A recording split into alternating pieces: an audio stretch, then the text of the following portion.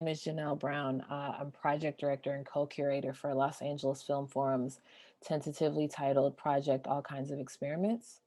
And although I'm the only person appearing in this video is also being presented to you on behalf of not only myself, but Adam Hyman, who is executive director of the organization as well as project supervisor.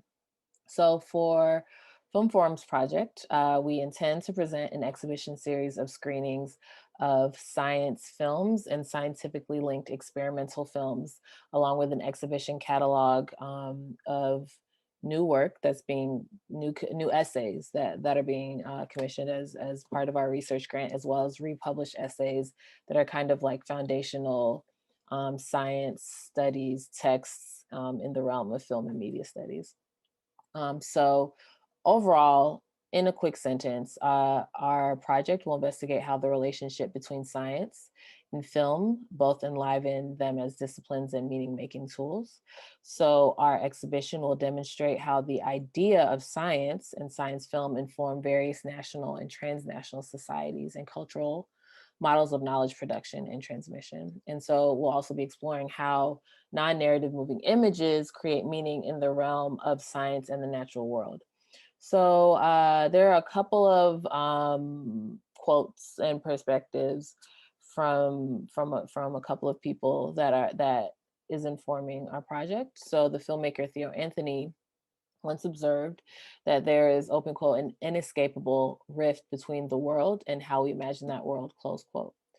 So what experimental film does, in our opinion, is investigate this rift and make it explicit, critiquing both methods of observation and the knowledge that such observation produces. And so also the philosopher Sylvia Wynter once said that humans must now collectively undertake a rewriting of knowledge as we know it. And she further questioned, can science deal with and make sense of the human predicament?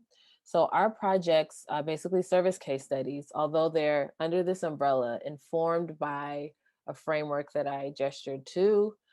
They do serve as case studies, so they're a bit discrete in a way. And so before I uh, name and quickly explain each of those projects, I'm going to describe a few questions that inform these projects. How can radical critiques of experimental films that apply to the moving image be used to question traditional science film and their use of indexicality, which is something that, of course, will be troubled and investigated and is very foundational to film studies. So further, drawing from feminist science criticism and science studies, what are new avenues to critique the ways in which cinema has been used in the service of science study and communication? Another one, how has the indexical photographic image been used and understood as scientific data, and what are its limitations as such? In what varied ways do cultural and national traditions get expressed in science educational films?